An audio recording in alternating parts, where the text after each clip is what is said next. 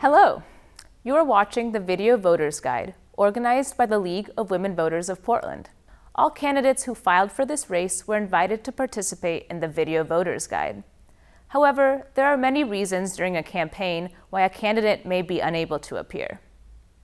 For comprehensive coverage by the League, including information on candidates who might not have been available for a video interview, visit vote411.org. Information is available in both English and Spanish. Candidates may choose to include additional information on Vote 411, such as their own YouTube videos. Watch, share, and be an informed voter. Hello, this is Haley McLaughlin from the League of Women Voters of Portland, and with me today is Cayle Tern, running for the Reynolds School District 7, Position 4 in the May 18th special election. Welcome, Cayle. Thank you. Thank you for having me. Absolutely. To get us started, what does being a supporter of public education mean to you? You know, I think being a supporter of public education is different for everybody, depending on what their role and what their thoughts are. So depending on the person's meaning of a public education, the position of the supporter is going to be different. So from a perspective of a board director, you know, I think, you know, there's you have a different lens that you have to look through.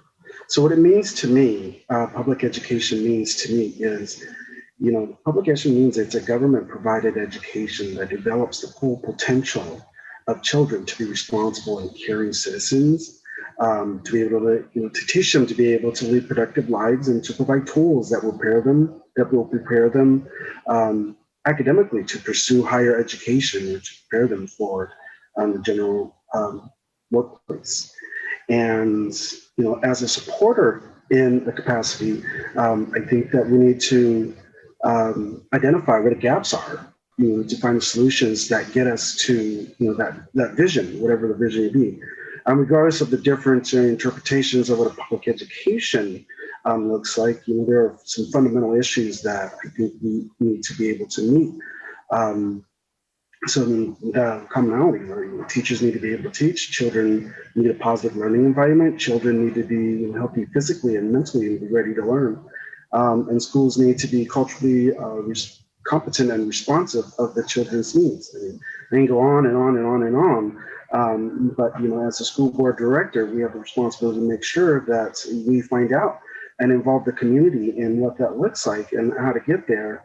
And we need to find ways to be able to meet those needs for children. What do you think is the biggest challenge facing our public schools right now, and what would your plan be to address it? You know, of course, budget is going to be an issue. Our educational system has been underfunded for such a long time that, you know, it's going to be hard to, you know, figure to just meet all those needs all at once. However, I think the biggest challenge is just making that transformative change happen, and basically meaning it's, you know, hitting the reset button. For example, you know, we're hitting reset button in different areas. For example, we want to, you know, fight racism and bullying. So we need to make policies, regulations, and guidelines that, you know, we tend to make policies, regulations, and guidelines that punish these acts. And we've been doing that for decades, and that just fed into these school to prison pipelines and just made it harder for children, students. And rather than making investments to educate our students, you know, about what racism looks like, or teach them about the importance of volunteerism and helping one another out in the community, we tend to create these punitive these punitive solutions, you know, to try to reduce some of that. And what we need to be doing is investing in, you know, students in a direction that, you know, that is going to be different from what we've been doing. I'll give you another example. So school's been experiencing, you know, an increase with teen pregnancies, and the immediate response that we have is to, you know, invest more in pregnancy prevention strategies, you know, that, you know, stigmatizes teen parents. What we should be doing is providing support for them if they choose to be parents. And so it's just really pressing that reset button and looking at ways that we can support rather than punish. How are our schools planning to ensure that students graduate with the knowledge and skills they need to be college and career ready? I think what schools are doing, especially with what the Reynolds School District is doing, is prioritizing mental health supports, making sure that we expand and extend the library media to folks, make it more accessible, improve the safety, work on art, music, and physical education, and to get back to that restorative justice practice we were talking about a little bit ago. And family engagement. I think it's just recognizing that there is a need to engage the community, engage parents, engage all stakeholders into this problem solving mode. And I think that we're heading in a direction that does that.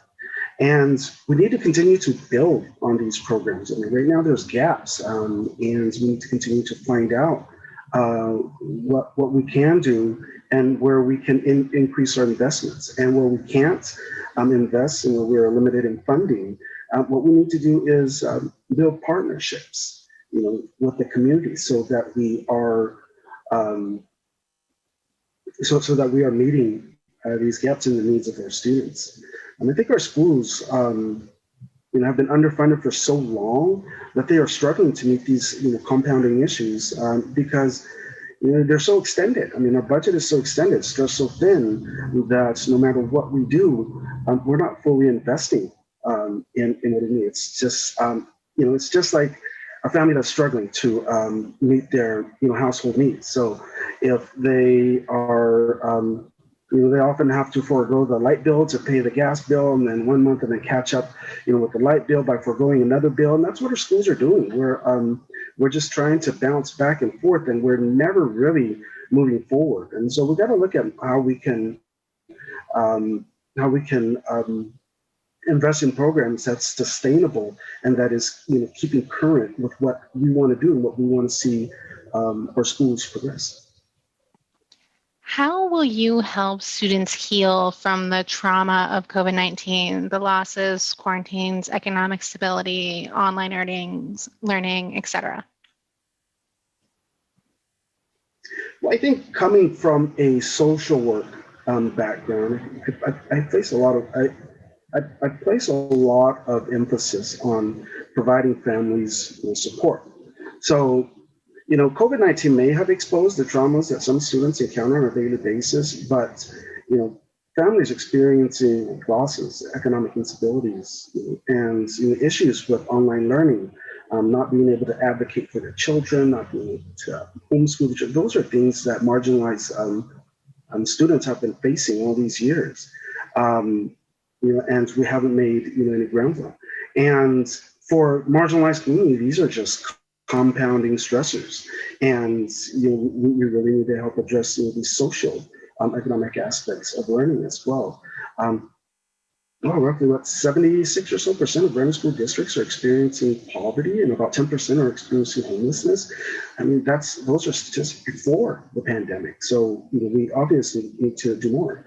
The Reynolds school district has actually made some progress. So with the Reynolds Student Health Center, at the Reynolds High School, we're going to be providing mental health counseling, reproductive health, COVID-19 testings. And some of that's going to be made available. But just like I was mentioning, we're stretched thin, right?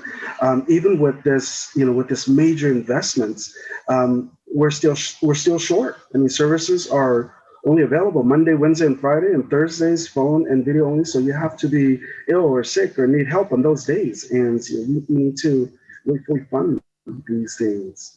Don't get me wrong, I think progress is progress, but we still have a lot of work to do.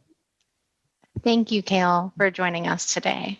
I do want to remind our voters that the special district election will be Tuesday, May 18th. As with all elections in Oregon, we will vote by mail. The last day to register is Tuesday, April 27th. Ballots will be mailed beginning Wednesday, April 28th, and must be received by Tuesday, May 18th at 8 p.m. Postmarks do not count, so please plan to mail early or use a drop-off site. Additional information about races and other election information is available at the league-sponsored website, vote411.org. Please be an informed voter and share this resource with your family and friends. This is Cayle McLaughlin with the League of Women Voters of Portland. Thank you for joining us today.